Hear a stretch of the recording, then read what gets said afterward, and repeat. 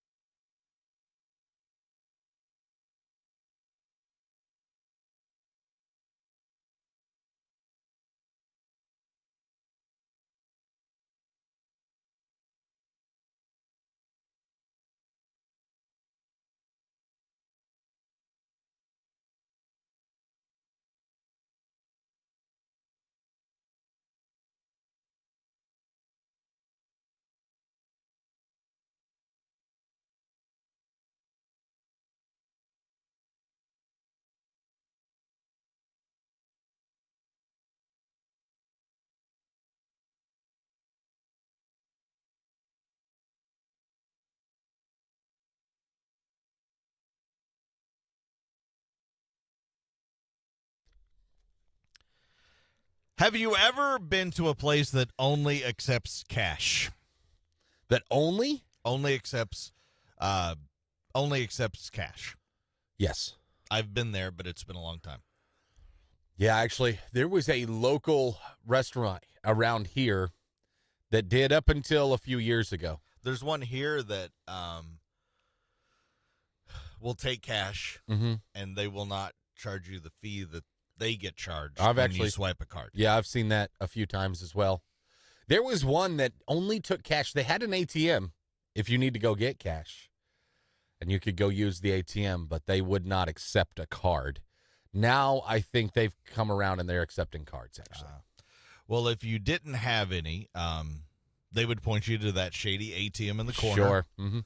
That you've never seen any of the symbols on. It's like unbranded ATM, just says ATM. I don't know if that's real. That's not an ATM. That's a cash machine. Yeah. So what happens if you only have cash?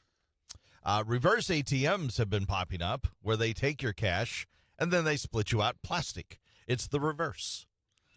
Really? You heard me right. Reverse ATMs are now popping up in locations because more people are taking only cards. Like a lot of ball games and stuff. I hate it. I think are only I hate cards. it so much. It's terrible. I hate I know you're a big cash person. There's a million reasons. I'm not going to get into how the banking system's trying to keep us down as the little guy. I'm not going to do that. But believe me, I believe it. And the ball game, I'll give you a much more down-to-earth reason why I hate it there. Okay. The beer guys take longer, and it's not their fault because you pass down the card. They have to run the card, and it just takes longer than me handing them the 10. Used to, if the beer is $10, I pass down $12. Thanks, man. Appreciate it. Keep it. Transaction over. Correct. Now they have to run the card. It takes a few seconds. Card goes back. I saw way less beer guys the last time. Not the last game I went to, but one before. I bought, I think, 2 beers off the beer vendors walking around. I would have probably bought another one, maybe 2. They weren't as fast because they couldn't be. Because going all cashless, it makes it slower. And I'm drinking less beer and enjoying that less now. And they're making less money, I would guess. I don't know. You would think so. Yeah, it is slow. I promised it was so much slower than it used to be with cash. I feel like it's the wave of the future. These reverse ATMs, basically, you put in $100, it spits out $100 on a card. Mm-hmm. They are basically burner debit cards. They're not linked to an account or anything. It only spits out the amount that you put in cash.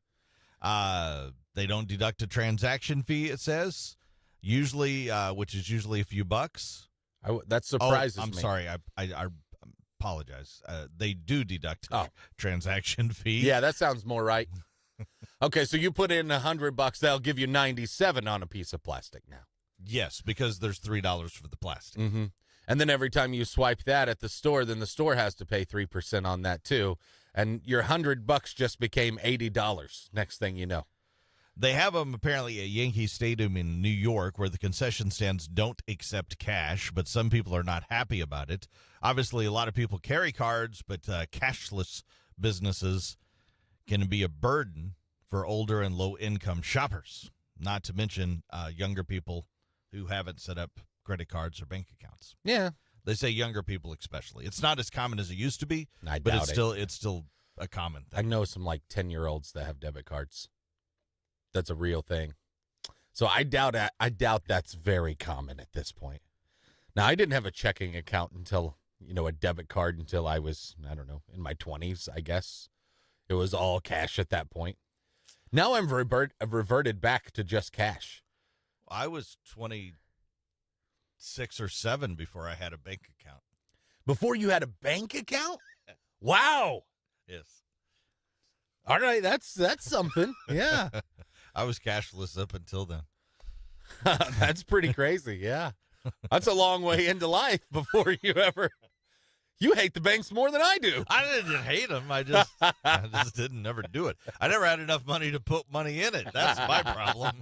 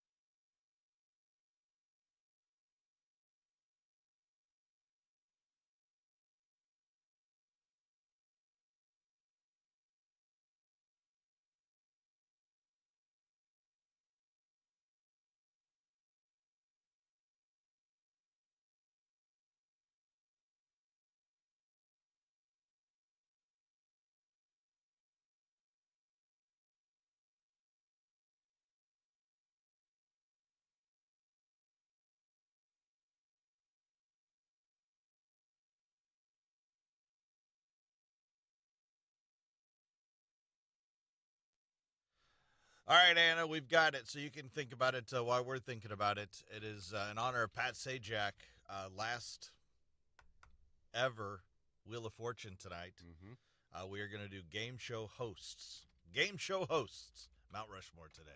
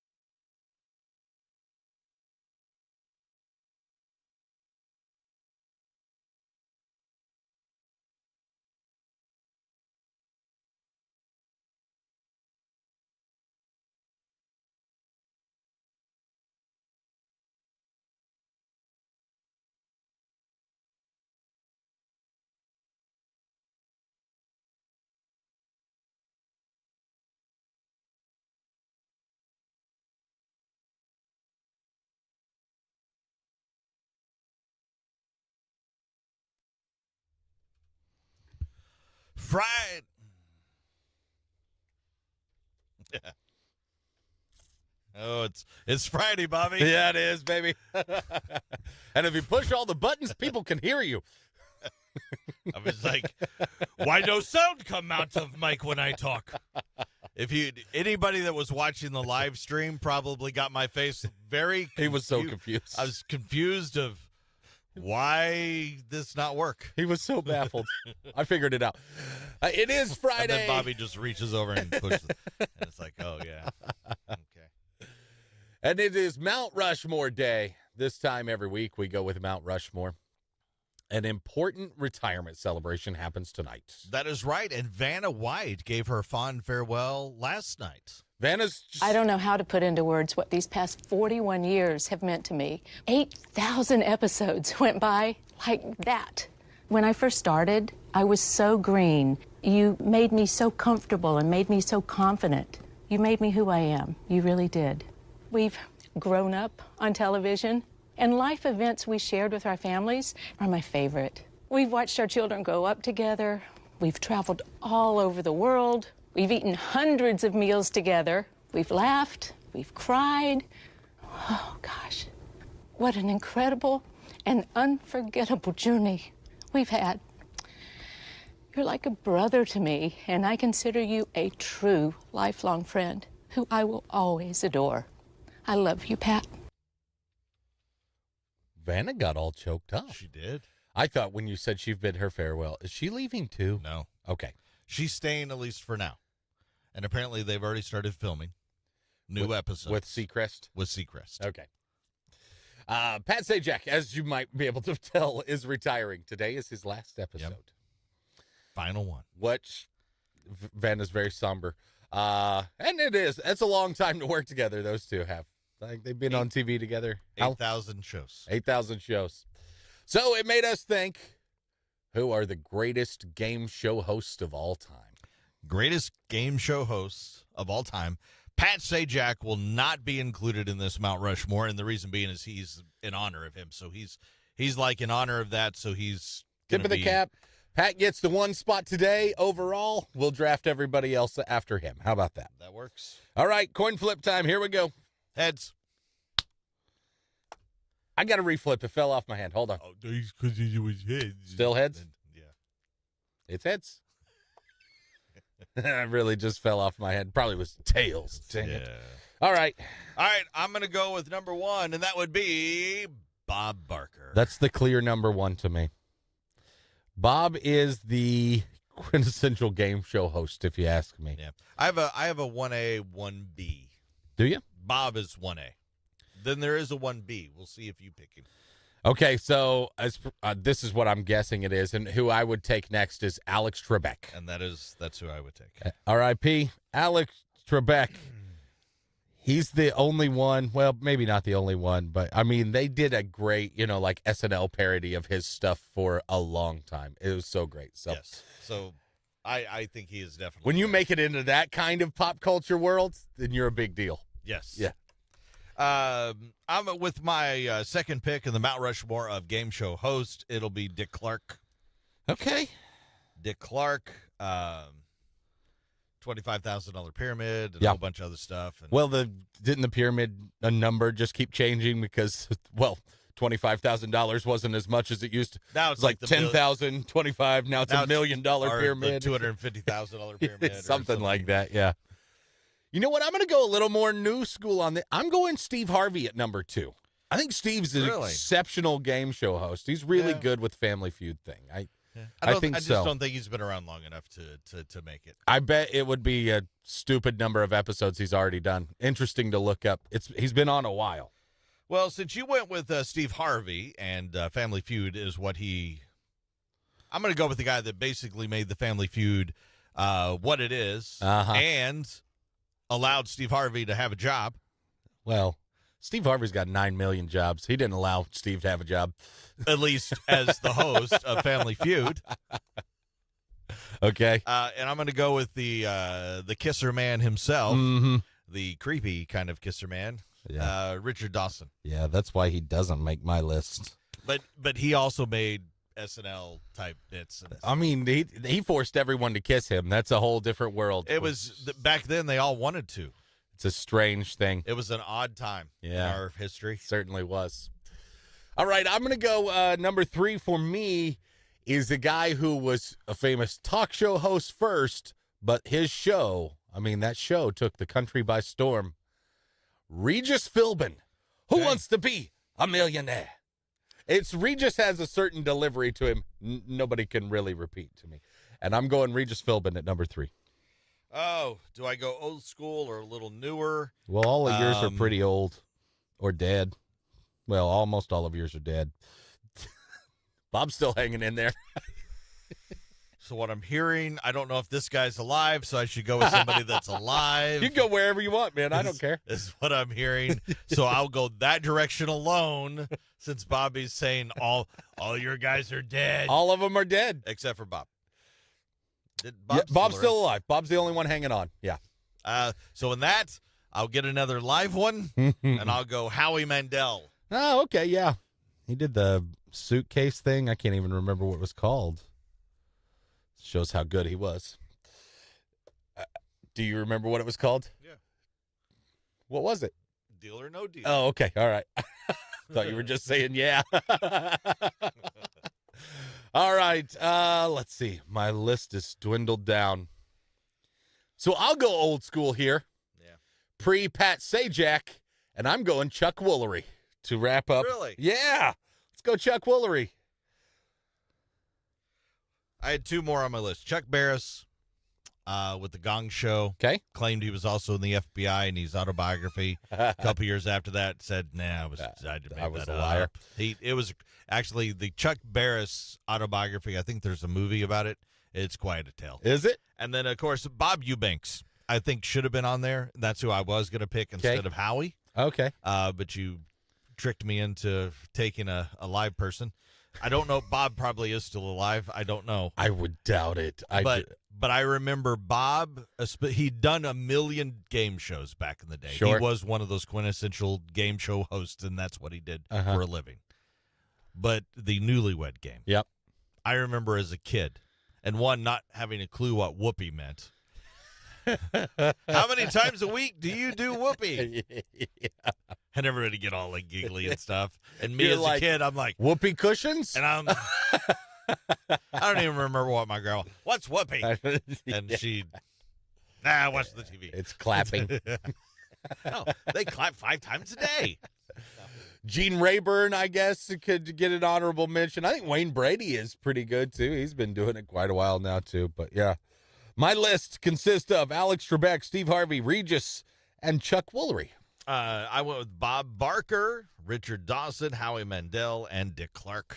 You can let us know who has the best list of game show hosts in honor of Pat Sajak's retirement. Chris Purple Hayes and Bobby Show on Facebook.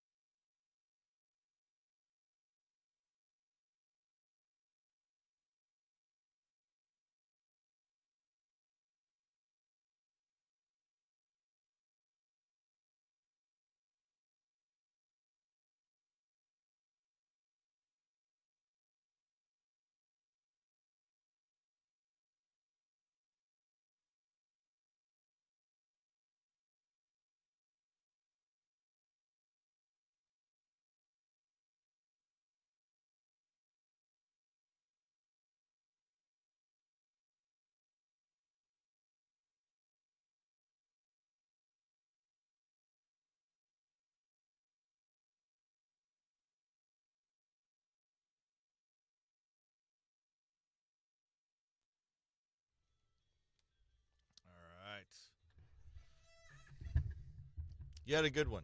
I'll give Bobby this. He had a good game show host, Mount Rushmore. Wasn't bad. Yeah. Bob Barker, though, is still, that would have been my first pick as well. Yes, and then I would have taken Alex as my second if. So,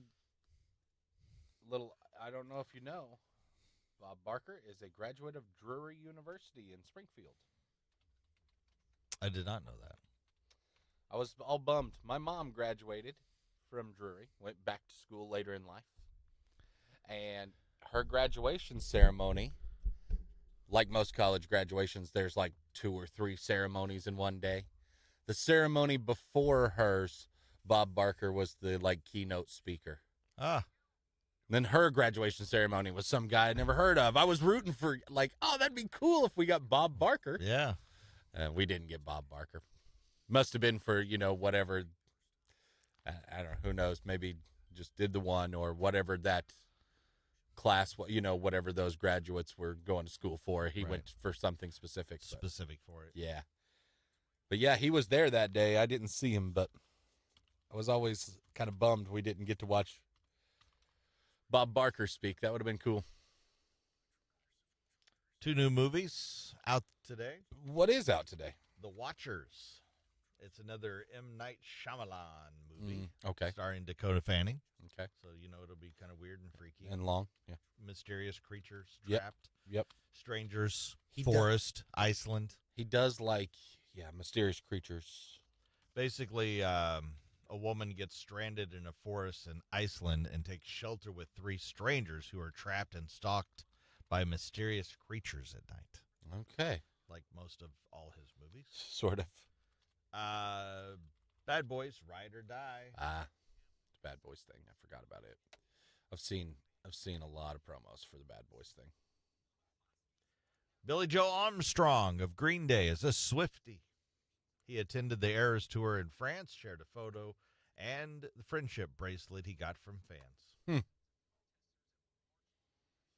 He goes, great production, great voice, great entertainer, great songwriting, crazy crowd. She's 1 in a million. I think as a performer, you probably have more appreciation for what she does. You have to. I think, almost. And who knows? For what she's doing, you have to, even if you don't like anything that she does, you have to at least appreciate that she can sell out and she's making a fan base. It may be go more than that, nuts. too. It may be like, wow, that's good songwriting. I wish I thought of these things or how to structure things, There may be layers to it that we don't even think of. Anna's on the fence between us. She don't know who to pick. Billy Corgan, Smashing Pumpkins, doesn't feel obligated to play the hits at concerts. He says, quote, I don't play any songs I don't want to play. It's not a bad thing that fans want to hear songs that they love. No. But you can't live in the past, he says. So he was asked basically the question, do you think bands should have to play their hits? And he goes, no. They can do whatever they want.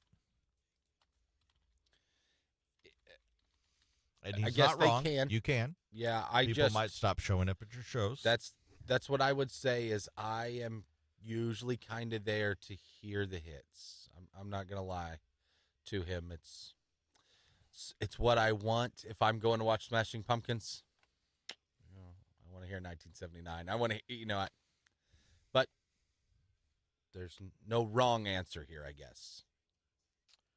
And I know you're a big Hunger Games fan, Bobby. I love Hunger Games. Actually, great movies. It's actually a very good movie. I've never read the books because we know I don't read. Same. There's a new Hunger Games novel on the way. Oh, okay. It's called The Hunger Games Sunrise on the Reaping. Okay. And it'll be out March of 2025. That's a while. Well, I guess. Even so, the movie already in the works. Uh-huh. Scheduled to hit theaters November of 2026. We're wasting no time. We don't even know if the book's good. We're going to do this anyway. Exactly. Yeah.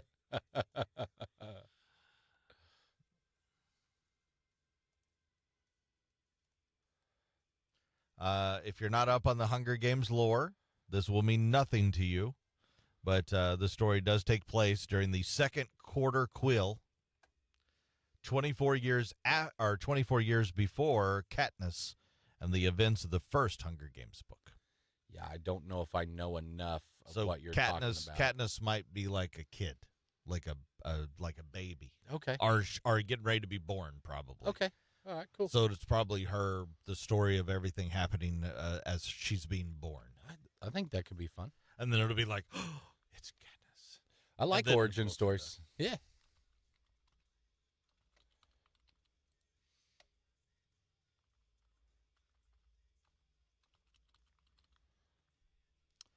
I've heard they put on a good show, Smashing Pumpkins. Yet the one I've never seen.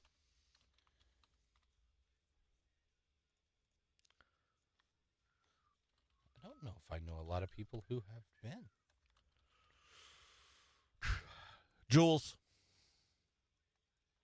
Jules has been. Jules has been to Smashing Pumpkins? Uh-huh. Cool.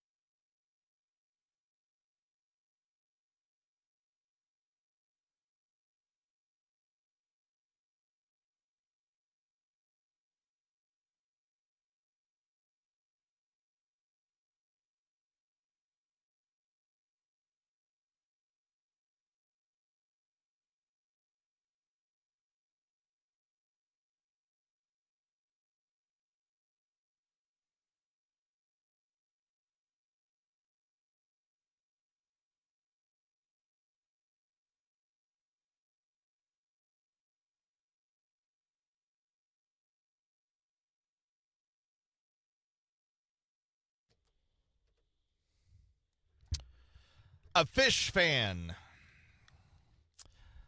who goes by the username Acid Farts just made stoner history. Okay. How? During the band's 420 show at the Sphere in Vegas, what did he do? He took the first bong rip at the venue. Okay. Mr. Farts uploaded a video of himself hitting the bong while fans around him cheered. He even tagged the official Sphere account. So, of course, they saw it. Uh-huh. Naturally. Yeah. But instead of going, congratulations, man, on that great achievement of yours, You did it. they banned him for life. Oh, yeah. Yeah, that happens, too. But instead of Acid Farts received a letter, apparently. They didn't do it, like, over social. He actually received a letter informing him that that he violated the Spears no smoking policy and is, quote, hereby indefinitely banned. But he's too sad. He's not that sad about it. He goes, I'm going to wear this with a badge of honor. He's thinking about turning it into a shirt to raise money for the addiction center founded by Fish's singer, Trey. Okay. Which Well, is cool. At least you got a cool, outlook on in it. the big scheme of things, if he raises a lot of money for this, It'll this be, center, it'll- it'll be all worth it. It'll be a positive thing.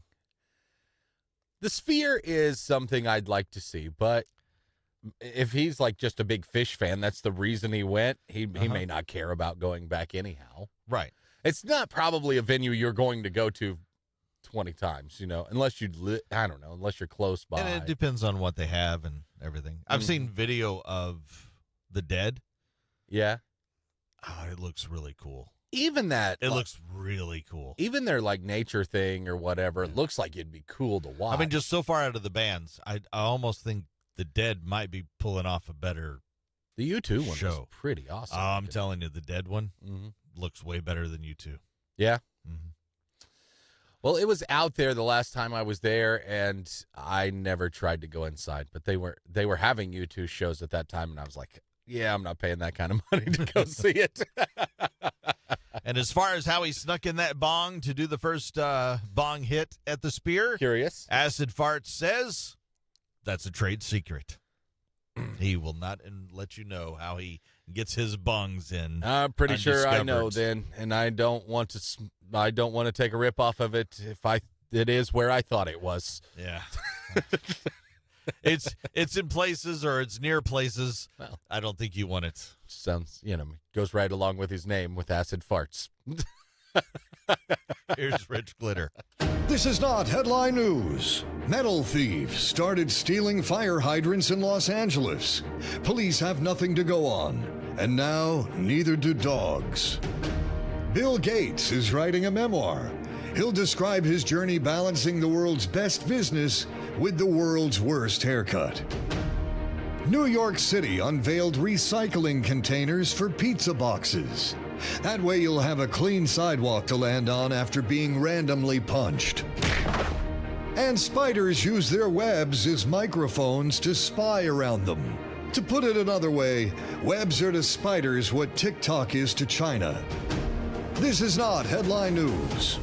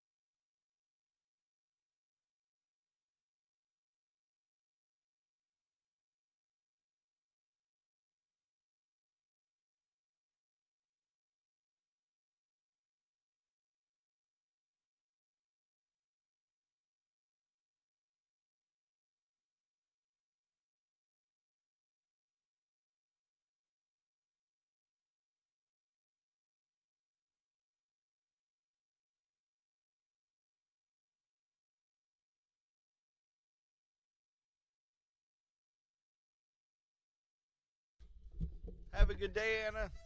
Everybody else, thanks for watching.